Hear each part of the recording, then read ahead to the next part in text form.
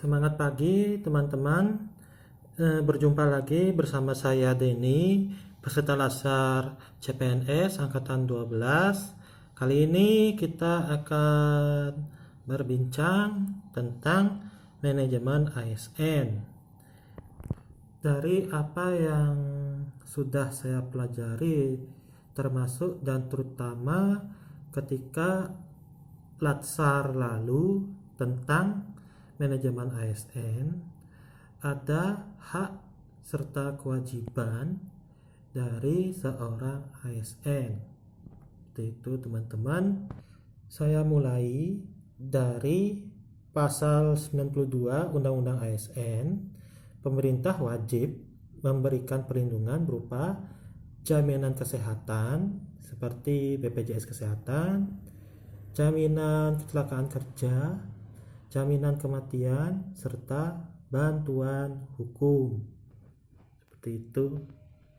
Di satu sisi, dalam hal ini PNS berhak memperoleh gaji tunjangan serta fasilitas, kemudian cuti, kemudian jaminan pensiun dan jaminan hari tua, kemudian perlindungan, serta pengembangan diri atau disebut pula sebagai pengembangan kompetensi. Artinya kami PNS, ketika nanti dari CPNS menjadi PNS, kami sudah pasti punya kesempatan untuk mengembangkan diri kami sendiri. Seperti itu. Nah, ada lagi satu, dalam hal ini status yang masih sesama ASN, yakni PPK. Mohon maaf, maksud saya P3K. Dalam hal ini P3K itu yang dimaksud itu adalah pegawai pemerintah dengan perjanjian kerja. Itu ya, jadi walaupun sama-sama ASN tetapi P3K kan beda dengan PNS. Nah, dari sisi hak ya hampir mirip, cuma ada sedikit perbedaan. Nah, khusus untuk P3K, P3K itu tidak memiliki akses atau hak berkaitan dengan jaminan pensiun serta jaminan hari tua. Itu ya, walaupun antara P3K dan PNS itu sama-sama kedudukannya ya sebagai ASN juga gitu teman-teman. Nah, dalam pembelajaran manajemen ASN, di sini ditekankan kembali bagaimana fungsi pegawai ASN itu sendiri. Yang pertama itu sebagai pelaksana kebijakan publik, yang kedua sebagai pelayan publik, yang ketiga adalah sebagai perekat sekaligus pemersatu bangsa. Itu teman-teman. Satu sisi kami juga mempelajari tentang Peraturan Pemerintah Republik Indonesia Nomor 11 Tahun 2017 tentang manajemen pegawai negeri sipil, serta Peraturan Pemerintah Republik Indonesia Nomor 17 Tahun 2020 tentang perubahan atas Peraturan Pemerintah Nomor 11 Tahun 2017 tentang manajemen pegawai negeri sipil. Jadi maksudnya di PP Nomor 17 Tahun 2020 ini kan ada beberapa pasal dari PP 11 Tahun 2017 yang ada perubahan.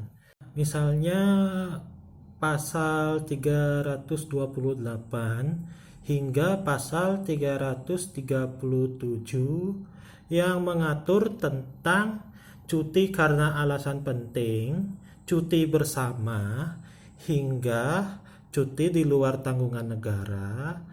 Jadi di PP nomor 17 tahun 2020 itu tidak ada perubahan. Artinya ya apa yang tertulis sesuai dengan PP 11 tahun 2017 yang berkaitan dengan pasal 328 hingga 337. Ya, artinya ya tetap, artinya ya tidak ada yang diatur kemudian ya dirubah gitu, sesuai dengan apa yang tertulis dalam PP nomor 17 tahun 2020. Nah, dalam pembelajaran materi tentang manajemen ASN, nah ini juga sekaligus juga secara tidak langsung saya akan menyinggung soal hak PNS terkait cuti karena alasan penting, cuti bersama, maupun cuti di luar tanggungan negara. Ya, artinya ya mohon maaf kalau untuk pasal-pasal yang lainnya, karena ini saya bikin videonya singkat jadi tidak semuanya saya sebutkan. Ya, intinya ya beberapa contoh ya, misalnya berkaitan dengan ketika cuti yang tadi saya sebutkan itu yang saya ulas di dalam video ini gitu. Nah, misalnya terkait cuti di luar tanggungan negara. Nah, apabila PNS telah bekerja secara berturut-turut selama 5 tahun, itu berhak mendapat cuti di luar tanggungan negara. Akan tetapi, jika PNS mengambil cuti di luar tanggungan negara, maka cuti tersebut tidak diperhitungkan sebagai masa kerja PNS, serta PNS yang mengambil cuti tersebut tidak berhak menerima penghasilannya terkait profesinya sebagai PNS. Seperti itu ya teman-teman. Kemudian ini berkaitan dengan cuti bersama. Seperti itu.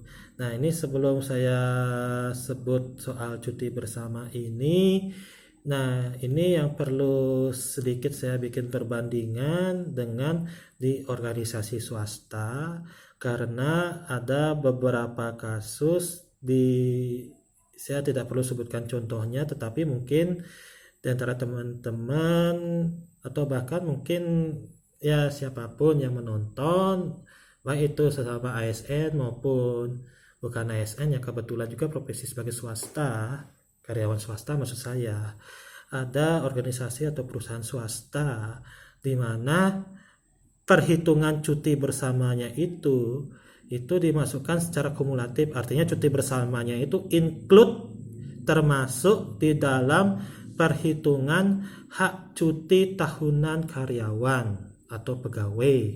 Nah, umumnya kan ya saya ambil secara perhitungan umumnya ya, hak cuti tahunan pegawai atau karyawan itu secara tahunan itu terhitung 12 hari kerja. Nah, kalau misalnya cuti bersamanya ini include, dalam hal ini ya termasuk di dalam hitungan hak cuti tahunan pegawai atau karyawan, ya sudah dikurangi saja 12 hari kerja, dikurangi berapa hari cuti bersamanya ini, sisanya hasil dari pengurangan tersebut adalah hak murni dari cuti tahunan karyawan atau pegawai ini. Ya, ini yang agak susahnya saya seperti itu, teman-teman. Makanya kalau sudah dalam kasusnya seperti ini ya mungkin ya harus betul-betul dikontrol ketat kapan bisa ngambil cutinya. Pokoknya ada urutan highest priority di antara priority gitu. Dan mungkin nanti strateginya ya mungkin ambil aja di dekat weekend gitu. Karena kan bagaimanapun ya kalau 12 hari kerja dikurangi berapa hari cuti bersamanya ini, ya sisanya ya memang murni hak cuti tahunannya teman-teman. Ya tapi bukan berarti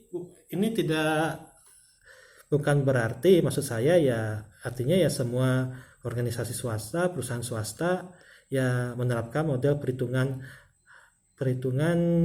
cuti bersamanya itu termasuk di dalam hak cuti tahunan karyawan.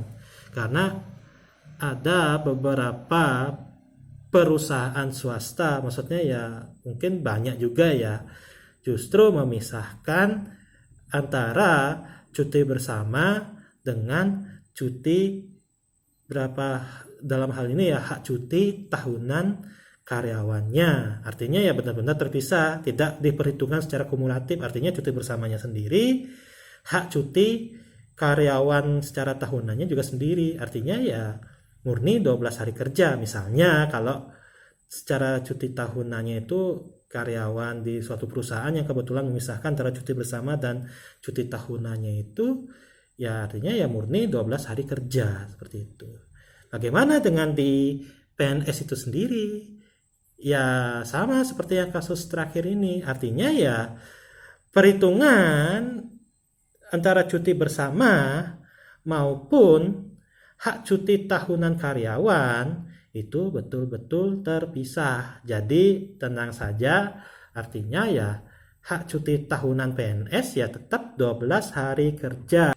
Dan ini ditegaskan dalam pasal 333 terutama di ayat 2. Ayat 2 pasal 333. Dalam hal ini di poin atau ayat 2 ini mencantumkan bahwa cuti bersama sebagaimana dimaksud pada ayat 1 tidak mengurangi hak cuti tahunan. Sedangkan di ayat 1 itu sendiri Presiden dapat menetapkan cuti bersama. Artinya ya tidak usah khawatir. Artinya ya memang sudah ditegaskan di dalam PP 11 tahun 2017 bahwa cuti bersama itu ya beda. Artinya ya cuti bersamanya sendiri, cuti tahunannya, hak cuti tahunan pegawai PNS yaitu sendiri juga. Artinya tidak dihitung kumulatif, cuti bersama include di dalam cuti tahunan, nggak ada begitu di dalam PNS seperti itu. Selain cuti bersama serta cuti di luar tanggungan negara yang tadi saya sebut, nah ada lagi di pasal 328 hingga pasal 330 dalam PP 11 tahun 2017 itu menjelaskan tentang cuti karena alasan penting, di mana dalam pasal 330 lamanya cuti karena alasan penting itu paling lama 1 bulan. Dan apa sih definisi cuti karena alasan penting? Nah, misalnya kalau teman-teman, ya terutama teman-teman ASN, teman-teman PNS itu punya hajatan menikah, misalnya, nah itu masuk dalam kategori cuti karena alasan penting. Nah, kemudian kalau misalnya punya keluarga, misalnya istri atau orang tua atau mertua itu sakit keras atau bahkan meninggal dunia, nah itu bisa mengajukan cuti karena alasan penting ya, termasuk dalam hal ini ya mengatur soal, ya sambil contoh misalnya soal warisan keluarga bila mana itu ada anggota keluarganya meninggal dunia, ya misalnya kan ngurus masalah warisan gitu, masalah warisan. Nah ini juga bisa menggunakan cuti karena alasan penting. Nah demikian yang saya bisa paparkan terkait materi tentang manajemen ASN. Bila mana ada kekurangan di dalam curcol atau perbincangan terkait materi tentang manajemen ASN, saya mohon maaf. Karena dalam hal ini juga saya masih dalam proses belajar. Seperti itu ya teman-teman. Terima kasih dan sampai berjumpa pada lain kesempatan. Semangat pagi!